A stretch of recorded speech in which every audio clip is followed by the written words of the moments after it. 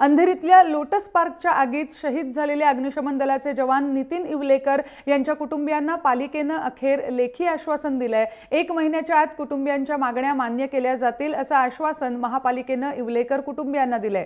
त्यामुळे इवलेकर कुटुंबियांनी नितीन इवलेकर यांचं पार्थिव अखेर ताब्यात घेतलंय। नितीन यांचं पार्थिव घेऊन त्यांचे कुटुंबीय आता विरारकडे रवाना झालेत।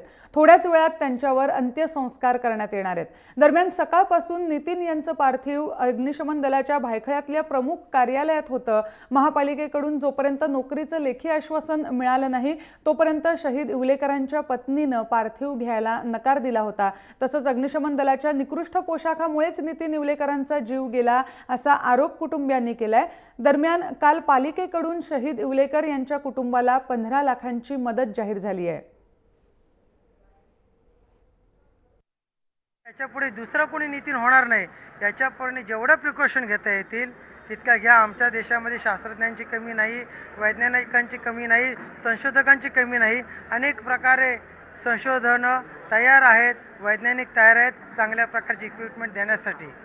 ज्या खराब इक्विपमेंटमुळे हेमंत करकरे शहीद झाले, विजय सालस्कर शहीद झाले, त्याच खराब इक्विपमेंटमुळे आज आमचं नितीन शहीद झालेला आहे। मला त्याच्या शहीद होण्यावर खेद नाही, दुःख तेवढं वाटत नाही, परंतु मला अभिमान नक्की वाटेल। परंतु तिकडून माझ्या नितीनला डिपार्टमेंटकडून पुरवल्या जाणारे इक्विपमेंट त्या लोएस्ट असतात, कनिष्ठ दर्जाच्या असतात, त्यांचा दर्जा तेवढा चांगला नाही। आताच काही परेडला असलेल्या डिपार्टमेंटच्या लोकांच्या कोटच्या जर शिलाई उसवलेल्या असतील त्या परेडच्या वेळी, अंतिम सलामीच्या वेळी, तर इतर वेळी त्यांची वर्दी कशी असेल? अधिकाऱ्याला 5000 रुपये भेटतात आणि कर्मचाऱ्याला, हा जो साधा कर्मचारी आहे त्याला 500 रुपये भेटतात। का हो हा भेदभाव? हा भेदभाव का? जो आगीशी खेळतो त्या अधिकाऱ्याला तुम्ही 500 रुपये देता आणि जो बाहेर उभा आहे, सेफ्टी खाली गाडी लावून उभा आहे, त्याला तुम्ही 5000 रुपये देता का? दरम्यान शहीद नितीन इवलेकर यांच्या निधनावर मित्रपरिवार आणि शेजाऱ्यांनी शोक व्यक्त केलाय। तसंच यावेळी त्यांनी त्यांच्या आठवणींनाही उजाळा दिला। तो कराटे ब्लॅक बेल्ट होता, खूप अत्यंत हुशार होता। त्यानंतर मग तो बेस्ट एनसीसी कॅडेट सुद्धा होता। आचार्य कॉलेजचे जे प्रिन्सिपल होते त्यांनी स्पेशली त्याला ऑफर केलेली होती की तुम्ही इकडे कराटेचे वर्ग चालू कर वगैरे। तर मग असं बघायला खूप खूप अत्यंत जिवलग मित्र आणि अत्यंत बोलतात पराक्रमी आणि शूर असा मित्र होता आमचा, जो आज आमच्यामध्ये नाही। मिलनसार मुलगा होता आणि त्याचे कधी पण सगळ्यांशी संपर्क चांगले असायचे आणि तो बोलता म्हणजे ह्या ड्युटीमध्ये होता कायमस्वरूपी। तो म्हणायचा माझ्या जीवावरची ही ड्युटी आहे, मी करतोय पण आणि शेवटी त्याच्या जीवावरच बेतलेला आहे। आणि कालचं हे भयानक प्रकरण जे आगीचं झालं त्यानंतर त्यात नितीन इवलेकरने आपला जीव गमावला होता। हा होनहार जवान अग्निशमन दलाचा पण आगीत होरपळून निघाला। आग विझवण्याचे प्रयत्न करत असताना शहीद झालेला नितीन इवलेकर आणि आज त्याच्या पत्नीने जी मागणी केली होती, जोपर्यंत तिला नोकरी मिळत नाही तोपर्यंत अनुकंपा तत्वावर तोपर्यंत पार्थिव ताब्यात घ्यायला नकार दिला होता।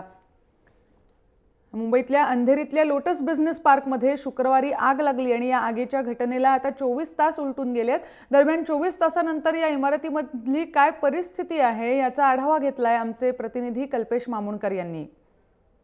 अंधेरी इथल्या लोटस बिझनेस पार्क या 23 माळ्याच्या इमारतीला काल आग लागलेली होती। आज या इमारतीला थंड करण्याचं काम जे आहे सुरू आहे। फायर ब्रिगेडच्या गाड्या इथे आलेल्या आहेत। अग्निशमन दलाचे जवान शर्थीचे प्रयत्न करून देखील आता जे आतमधलं सामान, या बिल्डिंगमधलं जे सामान आहे, इंटिरियर आहे, ते गरम आहे, ते थंड करण्याचा पूर्णपणे प्रयत्न करतायत। ते फायर ब्रिगेड जे पाणी आहे ते मारून जे आहे थंड करण्याचा पूर्णपणे प्रयत्न करत आहे। आपण त्याचबरोबर पाहू शकतो की इथे अग्निशमन दलाचे जवान देखील आपल्याला दिसत आहेत, अहोरात्र ते काम करत आहेत। आता ही फायर ब्रिगेडची गाडी देखील आपल्याला दिसते। त्याचबरोबर आपण आतमध्ये पाहू शकतो की पोलीस आणि या इमारतीत ज्यांचे ऑफिसेस आहेत अशी काही लोक पोलिसांसमोर बसलेली आहेत। पोलिसांचं पंचनाम्याचं काम सुरू आहे। पोलिसांनी या प्रसंगात ADR रजिस्टर केलेला आहे, ॲक्सिडेंटल डिझास्टर रिपोर्ट जो आहे तो बनवण्याचं काम सुरू आहे।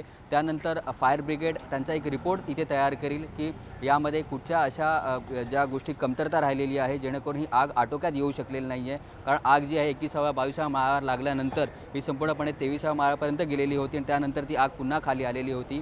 फायर ब्रिगेड आणि फायर सेफ्टीचे जे मेजर्स असतात, ज्या यंत्रणा जी सुसज्ज ठेवायची असते ती इथे होती की नाही याचा रिपोर्ट जो आहे अग्निशमन दल बनवेल. त्यानंतर जे आहे याच्यावर कोण दोषी आहेत ते दोषी ठरवले जातील. इथे आरिफ नसीम खान जे आहेत मुंबई उपनगराचे पालकमंत्री ते इथे येऊन गेलेले होते. त्यांनी सांगितलं होतं की जे दोषी आहेत त्यांच्यावर कारवाई करण्यात येईल. IS रँकचे जे अधिकारी आहेत ते देखील याचा तपास करणार आहेत आणि तपासामध्ये जे दोषी आढळतील त्यांच्यावर कारवाई करण्यात येणार आहे. कॅमेरामॅन अविनाश लोंढेसह कल्पेश मामुणकर, जय महाराष्ट्र, मुंबई.